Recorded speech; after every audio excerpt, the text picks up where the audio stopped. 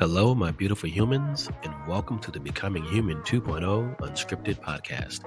I am your host, Paul McFadden, and it's my mission to create global impact by cultivating real connection through having authentic conversations that matter. Today, I'm joined by my special guest, Kristina Driskill, another beautiful human from the state of California, USA. In this episode, we discussed moving beyond bad and good, embodying self-discovery, and experiencing joy. And of course, this conversation was completely unscripted. Here's a quick peek and then we'll jump right into the conversation. So enjoy. And remember, we are all here to discover, awaken, and evolve together.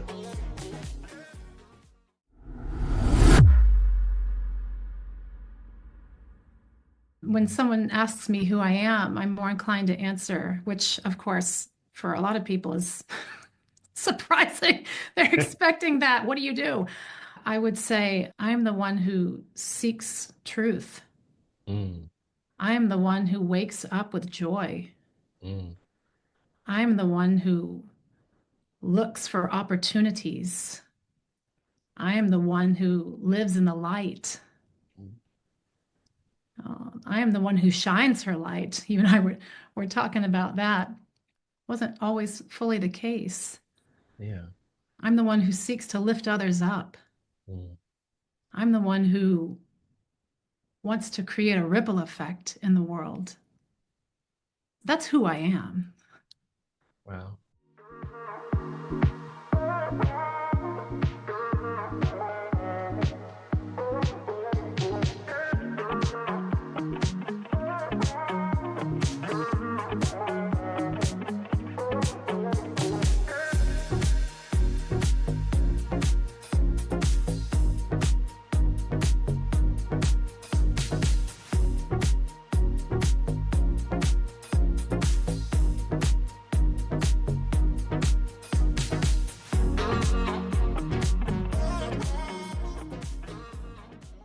Chris, welcome.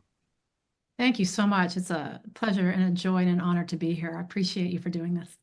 Yep, I'm really appreciating you being here. I think right before we came on, I was telling you about the whole process of how this was born. And it wasn't born on a whim, unplanned, but now we're going to accelerate the timeline, and here it is. And so I want to personally thank you for accepting the call, for raising your hand, for stepping on the stage and sharing space and time with me, because ultimately, whatever we talk about here today, I know is going to have an impact on at least one listener.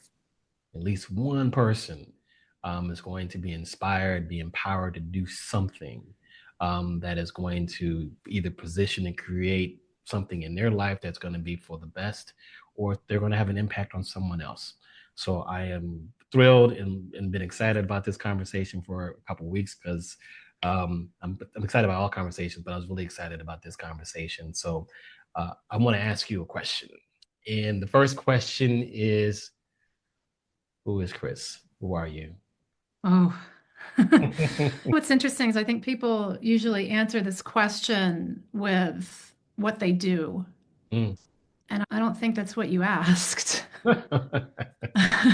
I didn't ask that. I just think it's interesting that we tend to gravitate toward that. And I think it's a security thing. I think humans, we've been taught, I think it's in our DNA to try to fit ourselves in some form of hierarchy, just so that we know it's okay if we're up here or down here, but we need to know where we're at. Yeah. And so we do that a lot of times by job title. And when I meet people and ask them about themselves, who are you? Mm-hmm.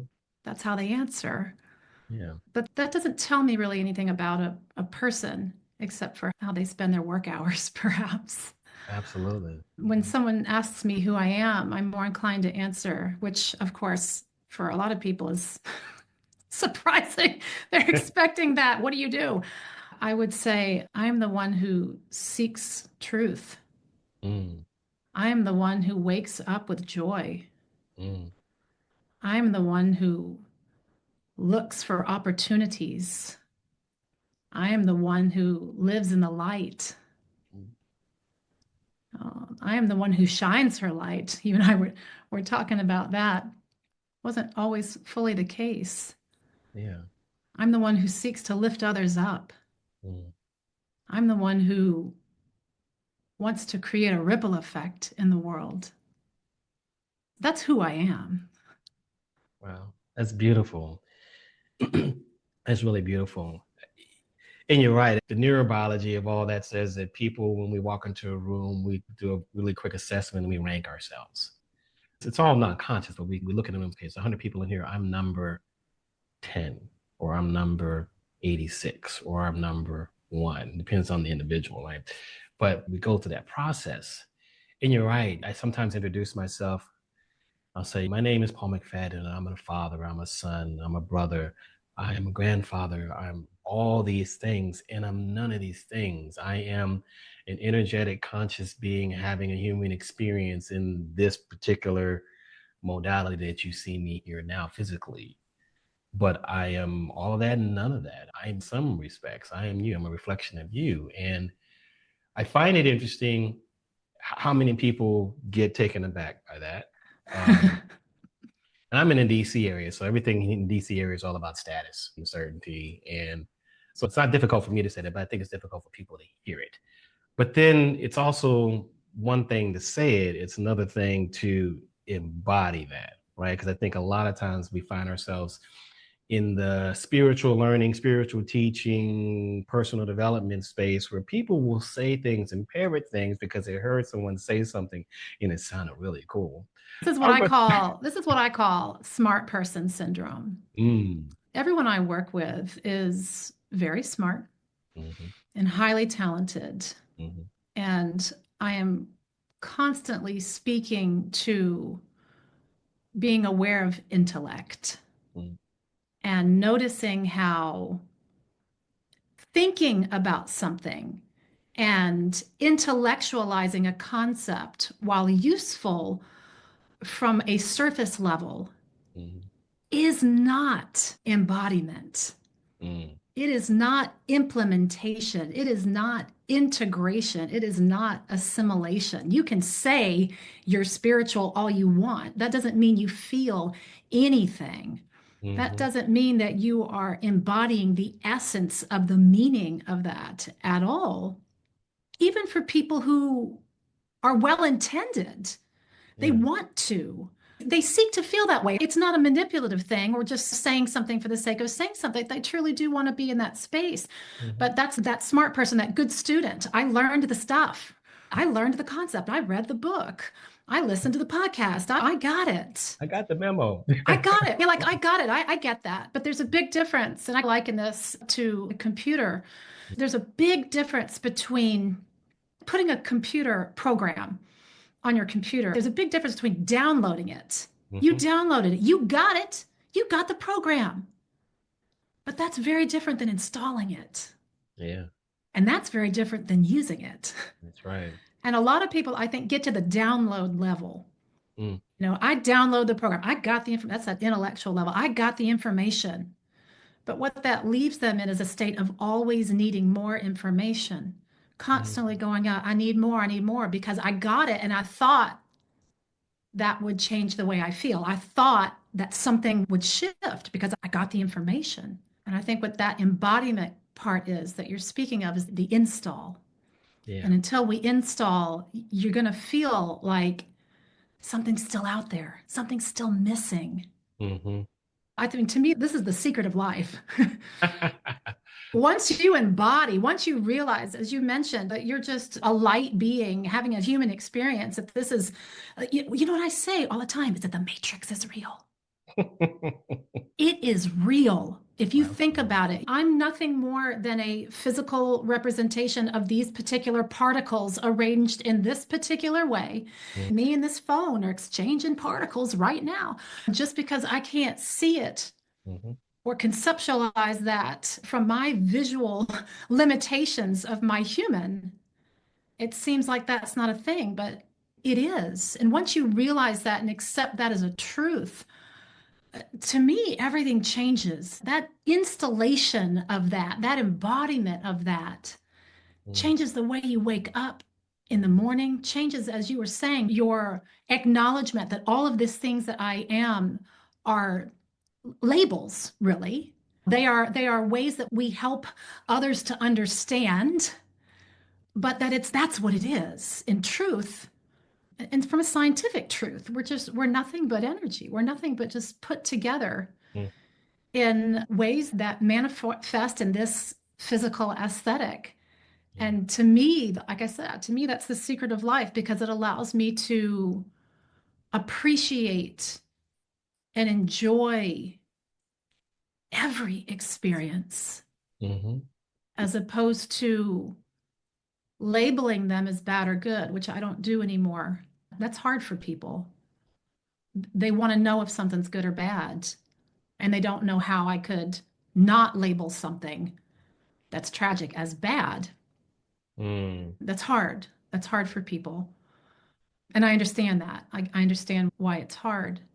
But when you release bad and good, it just becomes things that are happening. Oh, wow. So much to unpack there. First, I love the analogy, the metaphor. Everybody can download the program, but you do have to install it, and then you do have to use it. And I think when you look at it practically, that's really what's happening. People are downloading. That's where we have all the awareness. People are taking all the awareness classes and the programs and the trainings. They're taking them. They got the download, but they're not installing the program, because the book goes on the shelf and they go back to doing what they've been doing before. And so a This lot is the smart person thing, right? The smart person assumes, I tell my smart people all the time, I love you, but that is not the way it works. The of smart person assumes they're going to read the book, get the information, get the concept, and then they're going to automatically do it. But that's not how neural pathways work in the brain. You do what you know best, not what you know most recently. You're gonna keep trotting down that really well-laid pathway, even if it's not what you want to be doing or what's best for you, because your brain has said, hey, this path looks really clear and easy. Let's take it. Let's And so take they get very frustrated because they know better, quote unquote, now, it. Hmm. and they don't understand why they're not doing it. They Mm. think that if I know, I will do. And knowing does not equal doing. And so That's we right. have to wake up every single day. One of my favorite things that I've come up to say to myself is, I know everything and I know nothing. Hmm. Because I believe as part of mass consciousness and part of this universal connection that we all have, we have access to every piece of experience and information that Mm. that ever existed. We don't necessarily know how to access it with our brains, but it's there.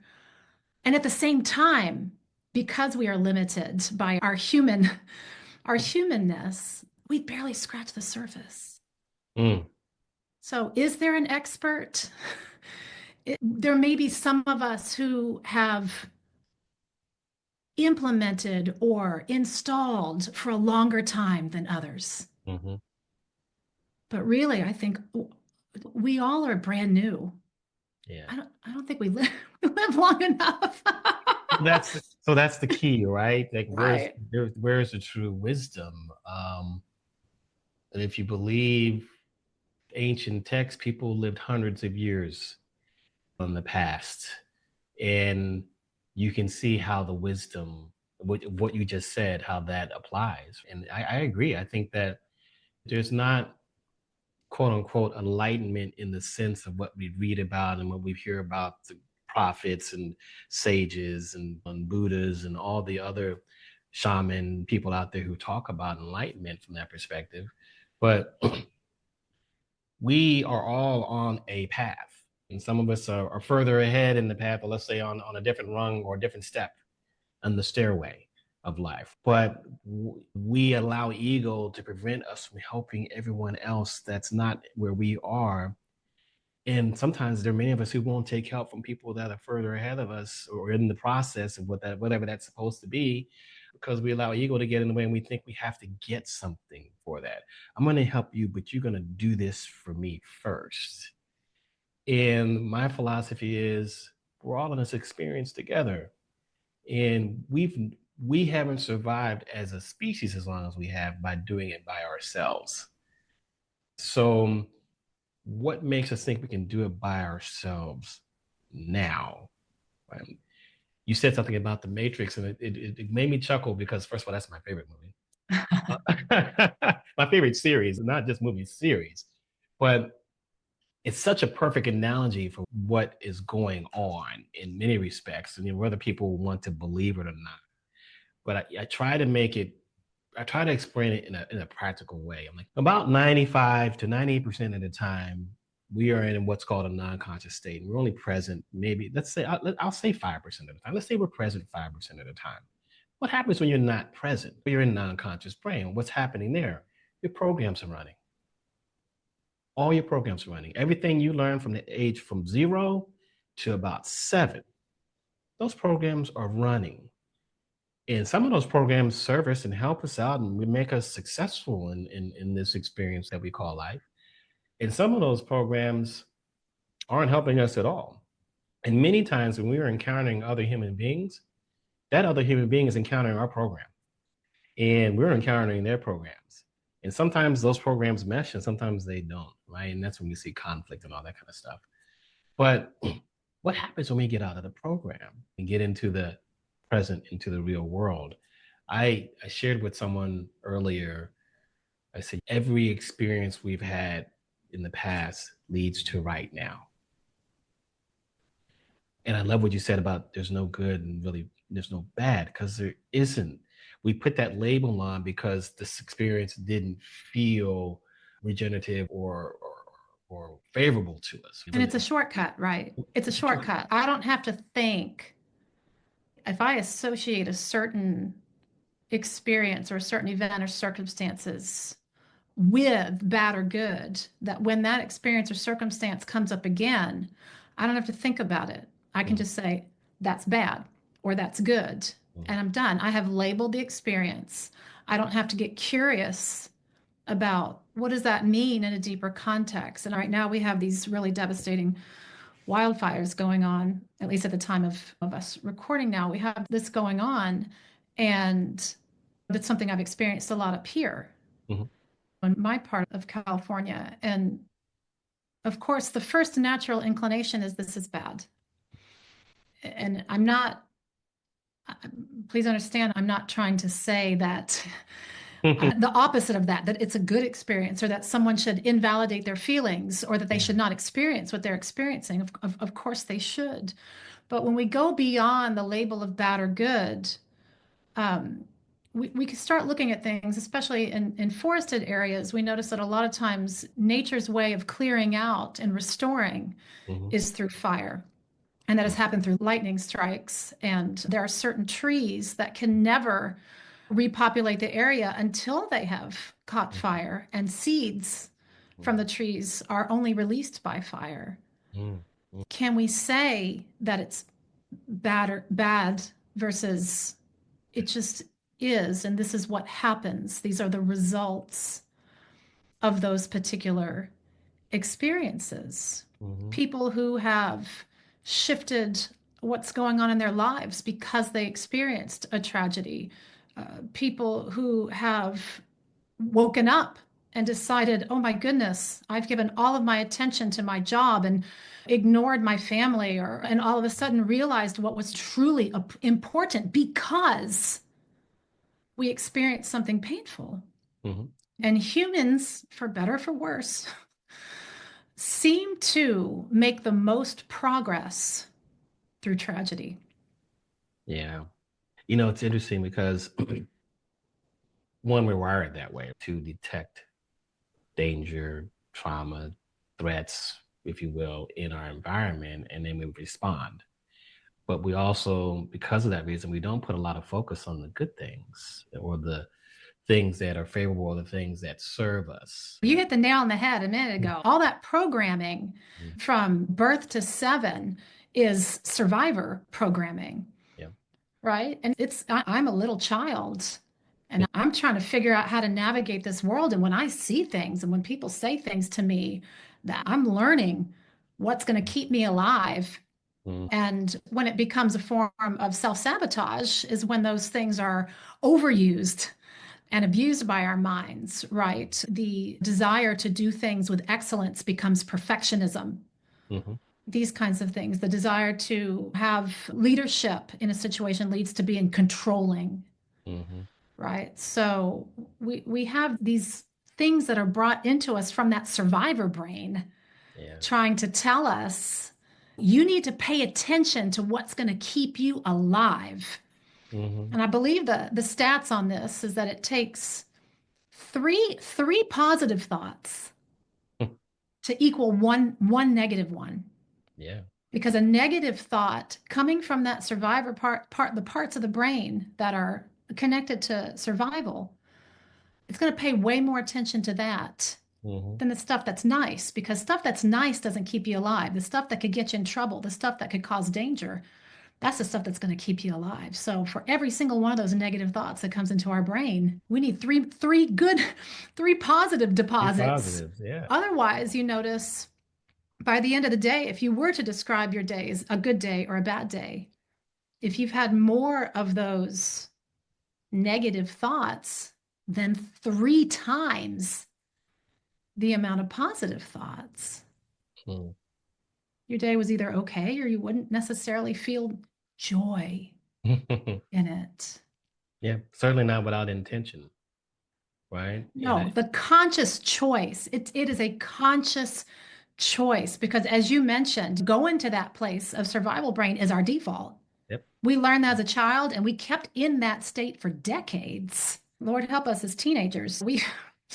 We stayed in that state. Please be accepted for a long time. So by the time, for most of people, I think, if you got to the point where you came into awareness, if you got to the point where you started to figure out and say, hey, there's another way of being than this, and you started to, as we've been talking about, download the information, become aware of this stuff, it's like piling it on top of Mm. a big old mess that you got to get in there and untangle that stuff. Yeah. You have to look at that programming. You have to look at what's there. You can't just slap it on top. Slap your awareness on top and think that you're going to embody that. As you said, what you've embodied is something quite different. Mhm. And that has to come to the surface and be brought out before we can put this into its place. Mm-hmm. And that takes practice.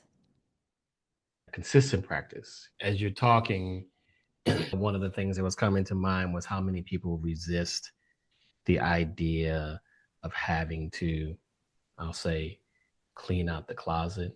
In some respects, do some introspection, reflective work.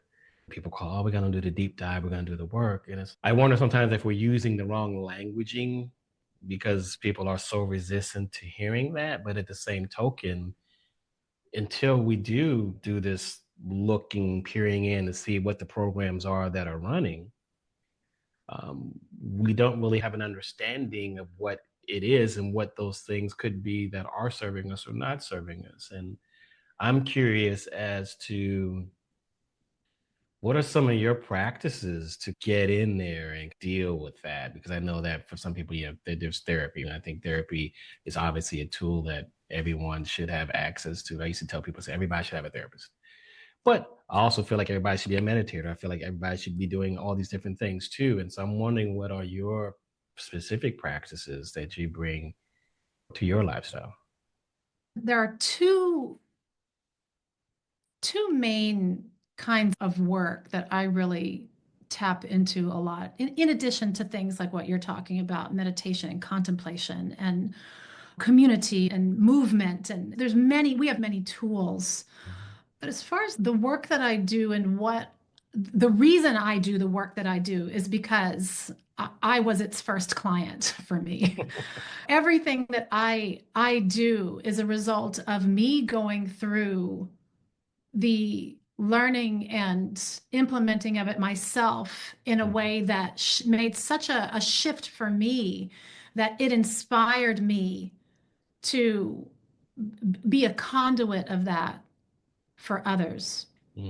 or at least offer the opportunity. I can't, someone else is going to do whatever someone else is going to do. Like I said, if they just want to get the information and be a smart person, then that's as far as they're going to get with it. I can't be responsible for that, but I can be responsible for offering and leading and providing the opportunity. And so the systems that I use, they're actually all systems based on archetypes. Mm. And the reason archetypes are nothing more than a symbol of something, a universal symbol of something that we all can understand, right? There's the archetype of mother, right? We all know when you think mother, you know what a mother is. And you have certain words that you would use to describe mother.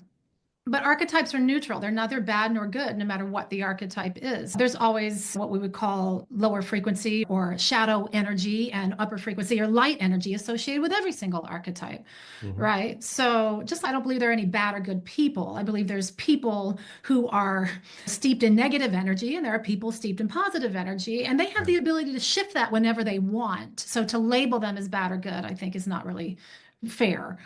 So with archetypes, there's neither bad or good. We can describe a mother's nurturing, loving, caretaking, unconditional love, lifting up, supporting. We can also describe a mother as overbearing, jealous, critical, detached, harsh, punishing. So again, there's no bad mother, good mother. There's only mother, and mother has the ability to have any of these qualities. Right. So I started getting into this work where I examined archetypes that dealt with money, because I learned that how we do money is how we do everything. And the way you show up with your money will show up in every single aspect of your life. And I came from a very conservative system and a dollars for hours system that was not based on value. And I realized that I needed to shift my own construct about money flow if I was going to, because I became the sole provider in my family, and I needed to be able to have flow in that way. So I wanted to investigate how I was being self-restricted in that way, and going through that type of system helped me to see that. And I was, again, so inspired by that I wanted to do for others. Other archetype systems, universal archetypes of child and victim and saboteur and sellout. I love the Gene Keys system created by Richard Rudd, that's pulled from many archetypal systems, everything from astrology to I Ching to human design, branding archetypes, and really looking at who you are as a personal brand, not just a business brand, and how you choose to show up in the world.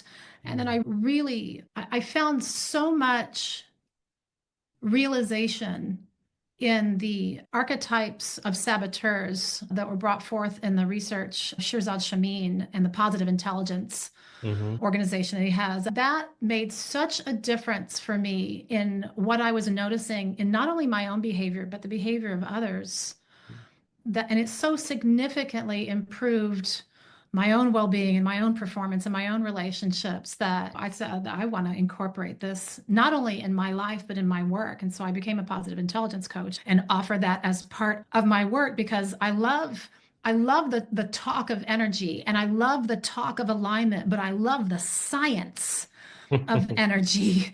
And I love understanding and helping people see it from a scientific perspective. Because as you said, a lot of people are like, I don't want to go there. I feel resistant to that. But if I can show you, okay, but this is how your brain works. This isn't an opinion. I'm not trying to give you fluffy stuff for you to try to attach onto or try to believe. I'm not trying to make you believe something in a different way. I want to show you this is what's possible for you. Here's the research and the science that's going to back it. And now you get to consciously choose every moment of every day how you wish to direct that energy. You can either direct it over there toward those saboteurs and that self-sabotage and judgment and shame, blame, guilt, frustration, anger, jealousy, apathy, whatever you want. Or you can shift it over here and ask yourself the critical question of every moment, which is, what kind of experience do I want to be having right now? Yes, I love that. That it resonates so much because in my work, I integrate the same thing. And I've married ancient wisdom, modern science, and a little bit of the spiritual alchemy, spiritual world together because it's all connected anyway. But it's like one of those things, it was all born from the same seed. We've separated it out. Now some things are coming out from a scientific perspective that explain ancient wisdom, which I love because like now you can overlay it. So this is why these practices, if you will, were so effective 1,000 years ago, 2,000 years ago, 3,000 years ago. The reason why people are still doing them, but you have to walk away from the modern day misappropriation and fad mentality of okay, you need to do this thing because it's a really cool thing to do. And so yeah, but there's meaning behind all these practices and behind all these arts.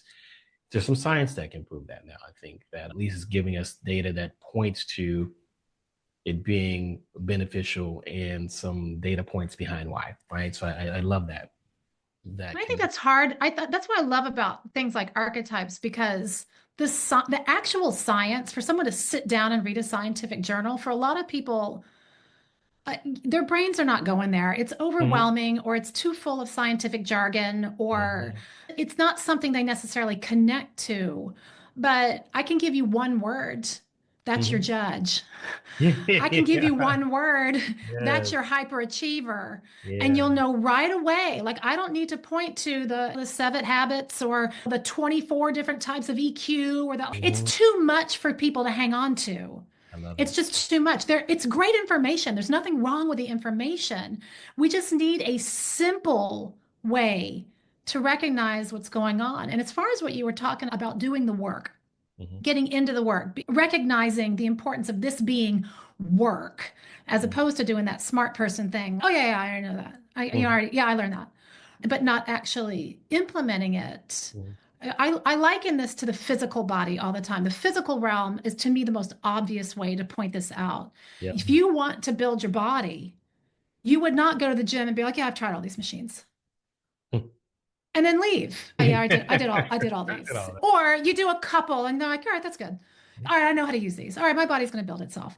We all know that doesn't work. You are not going to build your body by doing it once, a couple of times, saying you already know how to do it, saying you did it already. It takes absolute commitment to yourself, dedication, and care of the process. You can't overdo it. And it's the same. You're not going to sit there for 5 hours and try to make your mind think stuff. It's not how the brain works. You can't do it with your physical body either. You cannot overdo it, or you're going to injure yourself. You're going to experience that. So the physical body, to me, is the easiest way to help people understand the process that it would take you to do that is the same process it's going to take you to do this. You're going to have to commit to yourself. You're going to have a daily regimen for yourself. You are going to have to make time, just like you would doing movement or doing exercise or going to the gym or whatever type of things you would be doing to build your body. You cannot use the intellectual excuse of, I don't have time for that, just because it's in your mind, as opposed to something outside of you that you go and do. You must, and I say all the time, when people say that I don't have time, I'll just be blunt. That's a lie. Okay. What's true is that we make time for what's important to us. So if you're going to be honest, say, I'm actually not interested in prioritizing that. That's the truth. I don't have time. It's not a truth at all, ever. And I can prove it because if some amazing opportunity came up, someone said, we are going to fly you and your family to Hawaii for a week. You would not be like, no, I'm too busy. Sorry. You would drop everything. You would figure it out. You would absolutely figure it out. Or if someone you love dearly had an accident and need it, you would drop it and you would make the time and you would be there. So what that tells us is it has nothing to do with time. That time is another part of the matrix, really, and that we make time for what's important to us. We choose to prioritize what we want to choose, and that is the right of all of us. We can all choose that. So even if we are very busy, we can find time. It's 5 minutes here. It's 2 minutes there. Mhm. It is at our disposal, but we have to consciously commit to finding it. That's all. I resonate with that so much. I'm with you. It's almost worth saying it again. Right? It's like I feel like people need to hear something 10 different times, 10 different ways from 10 different people. This time thing is just a construct that we use to make ourselves feel good. And you're right. When we really want to do something, we find the time to do it. So it's about priority, not about time. And I have a conversation with people around time, and I do a little bit of life map with them. And I tell them, hey, you know what? You only got 29,200 days. And sometimes people are like, what does that mean? I say, take your age, multiply it by 365, get that number, subtract it from 29,200. Now, how important is this to you? Because this is about what you got left.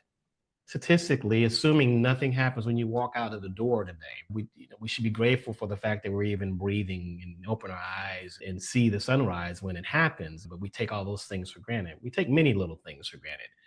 Even the accomplishments we have in our life, no matter how small they are, we take those things for granted too. But it's like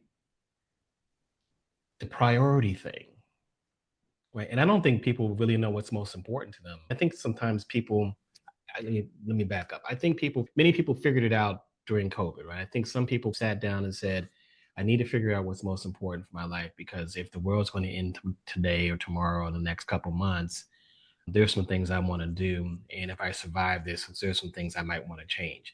I think that did happen. I think that there are some people who even went through that process. And because everybody said, okay, open business as normal, oh, I don't have to worry about that thing anymore. So I'll just go back to doing what I used to do before. And I said, wait a minute, you've made so much progress. Why would you do that thing? But Well, then, that's what we were talking about earlier. It's just what you said. One, that people wake up through tragedy, mm-hmm. right? So a lot of times we get those realizations. But then again, if we don't consciously choose to stay connected to our realization, we just go back to that old neural pathway. That's It right. goes back to the old same old. The same old, same old. So I find a lot of comfort in intentionality these days. And the whole thing everything I focus on and talk about is really around purpose and intention. And purpose from the perspective of, at least the way I talk about it, I say purpose for everyone by default is about growing and giving, growing themselves and giving to others. The way you grow yourself and the way you give is obviously dependent upon your gifts and your passions and what's valuable to you, but that's really your calling. Like, you're called to do something. And your calling can change over time. You can be called to be a teacher today, and in 10 years, you can be called to be a healer. Might be similar, right? But you might be called to do something else. And so I feel if you are aligning yourself with your true gifts, your true passions, and your values, then you're working in this intentional, purposeful way, right? Or living in an intentional, purposeful way. But intentionality seems to keep jumping out over and over again, even around priorities. Like, what's really important? What is the intention here? Because I feel like if people had something to connect to, and thank you, Simon Sinek, for talking about why. That's been out there for 10, 15 years, and still, I don't feel like people have gotten the message.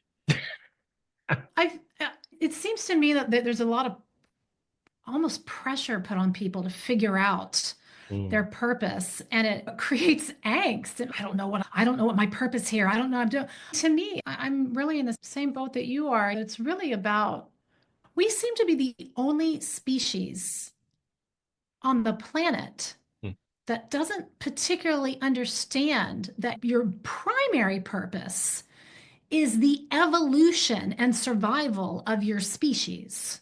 All the rest of them get it.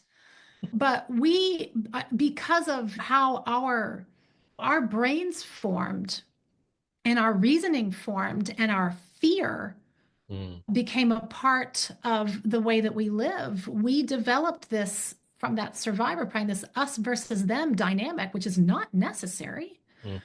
But because that is such a deep part of our DNA, there's this whole thinking I should be doing this thing, thinking that I need to be this or that or somehow. And it's so much more basic than that. Are you filled with love? Are you radiating that love? Are you seeking to understand and appreciate each other? Are you sending that kind of energy out? Or are you in that place where you're trying to push people down or letting them push you down or trying to figure out how you can be right? To me, our primary purpose is to evolve ourselves as best we can, Mm. and then to allow that to be part of the evolution of others. Yeah. And it doesn't matter what you do. It doesn't matter. That is, to me, there's no greater gift than you can leave on this planet. There's a lot of talk about legacy, and as you were talking about at the beginning about being a father and a son, and it's like those are all wonderful things. But at the end of the day, that's such a small part Mm. of your purpose here. That's You're right. so much bigger than that. You're so much bigger. We are all so much bigger than our own little worlds. So to me, I wake up every morning with that Mm-hmm. in my mind. It took me a long time to figure this out, to realize that the type of day that I'm going to have is not contingent on what happens that day. It's not contingent on what's on my calendar. It's not contingent on whether I'm having this kind of situation or that situation. I wake up every single day, and the first thing I say to myself is, well, first of all, I'm thrilled because my eyes opened. Secondly, because the alternative not so great, The right? alternative is not great. Not so great. Well, at least, of course, I wouldn't even know or care. But anyway, if my eyes open, I'm excited about that. And the first thing that I say to myself is, today is amazing. Yeah. Not today is going to be amazing, which is what I used to say. To me, that was part. I went from earlier in my life, oh, I have to. Yes. Right. Then I went to, okay, I get to. Then I went to, okay, it's going to be amazing. And I realized that if you wake up saying it's going to be amazing, then the message that you're actually planting into yourself is that it's not amazing now. You're waiting for something.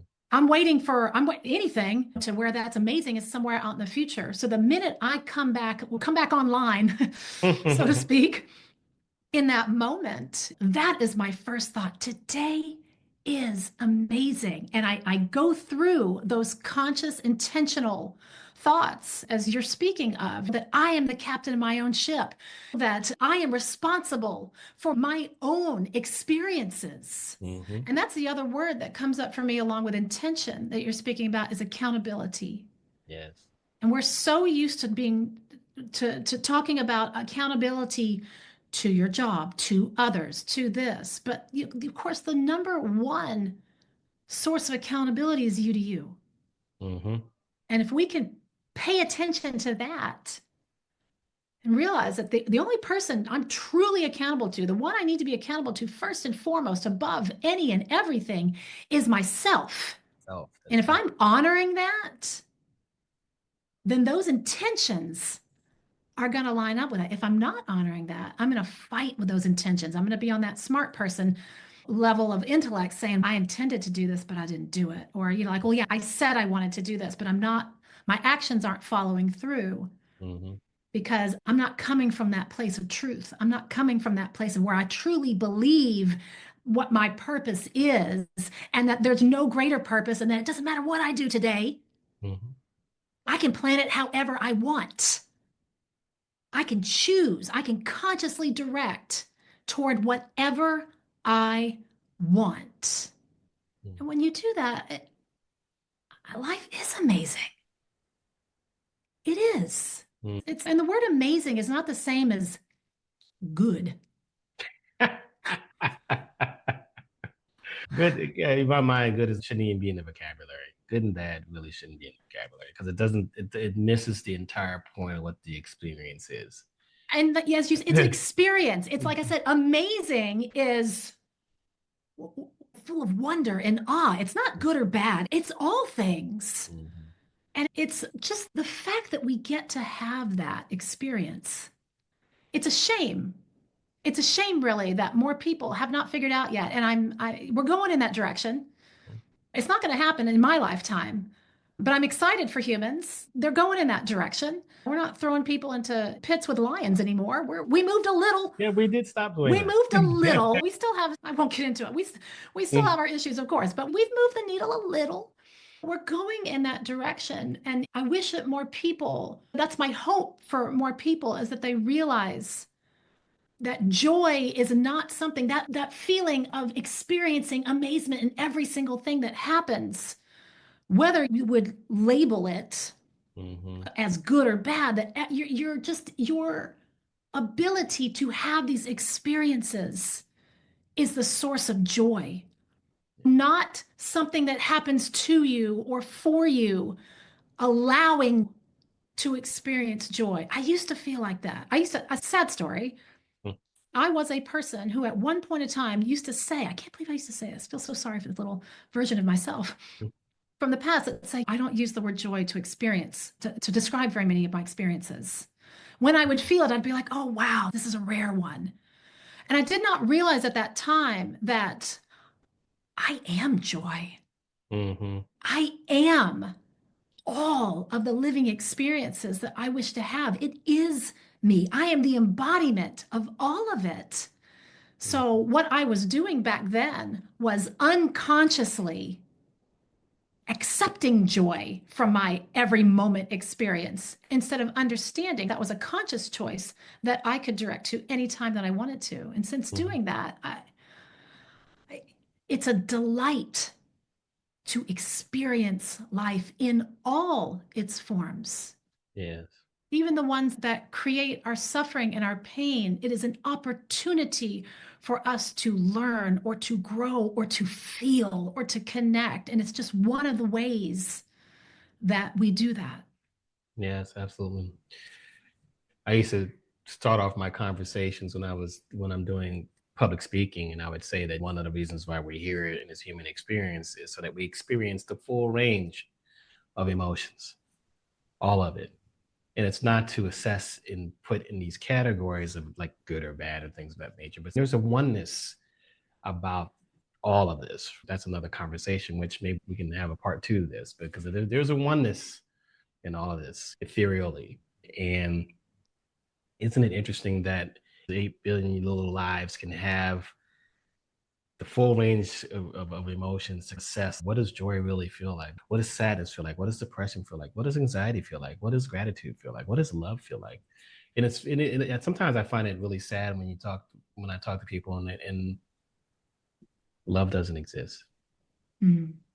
Love's not real. It's just a transaction. And it's disheartening because I'm like, you're just not open to feeling all of the experiences. And I know that people have traumas and they have interacted with other people, but one of the things one of my colleagues shared with me, you're not responsible for how someone else treated you, but you are responsible for your healing. That's right. Right. But what someone else did to you, no one's taking that away. And it was, no matter how hard it was or traumatic it was or how painful it was, you're not responsible for the pain that was inflicted on you. No, and your pain is valid. There's no reason to feel that just because you weren't responsible, and you're not responsible for carrying the burden of that incident or what happened, that doesn't invalidate your experience. That doesn't invalidate your feelings. However, we can oftentimes take those feelings, take those experiences, like you said, and create them into our present day truth. Yeah. And they're not your present day truth, they're your past experience. And now you have to accept ownership for the fact that if it's your present truth, it's because you are choosing that.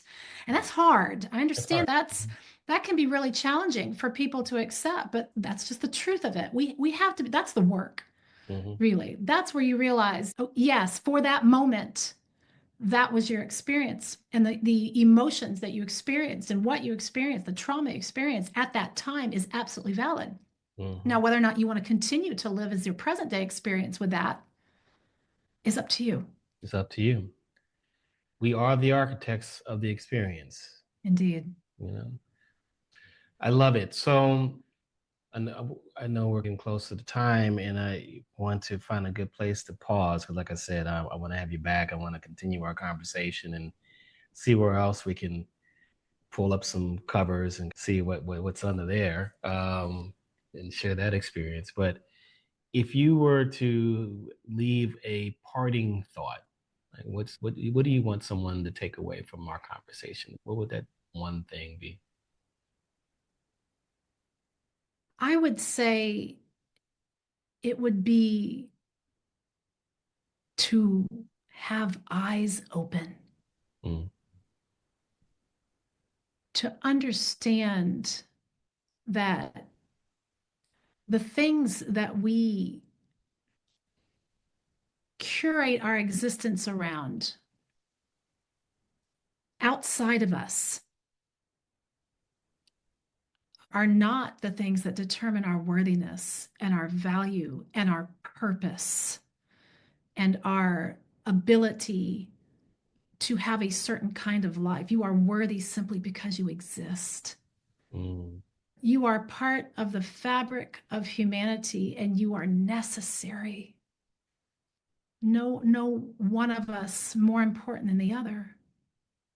And if we can open our eyes to that, we can tap into that joy. We can tap into acknowledging and recognizing and understanding and knowing that the rest is that's already automatically yours and the rest is up to you. mm. So beautiful. I love that. If people wanted to find you, I have all your socials, but is anything that you want to share? You can go say hi, go over to my website at krisdriskill.com. It's a little bit of an unusual spelling. Okay. So you'll see it in the show notes. We'll put it in the show notes for sure. Yeah, put that in there. And you can check out just some of the saboteur work that I do. I really take a light approach to because I feel like that's a really heavy subject as it is. The amount of pressure we put on ourselves and the self-sabotage that we do is this is all it's big stuff. And so I really take that with a approach of lightness to it. I think we have to really be able to see ourselves. And I made a bunch of characters to go with our different saboteurs and made them fun from my perspective. And I think we all have these. We do all have these different forms of self-sabotage within us. But when we learn to recognize them and identify them and see them as just parts of us who are trying to make sure we're okay, Hmm. then we can break through that matrixy belief that's our truth. That self criticism or that stress or anxiety or frustration or fear or blame, shame, guilt, that's our truth. It's not your truth. It's just some part of you trying to protect you. And you can choose, once you know that, you can choose to stay over there if you want. Or there's another choice. You can consciously redirect your energy toward living in a way that brings you joy every single day. Indeed. And with that, thank you, Joy, for showing up today. Indeed.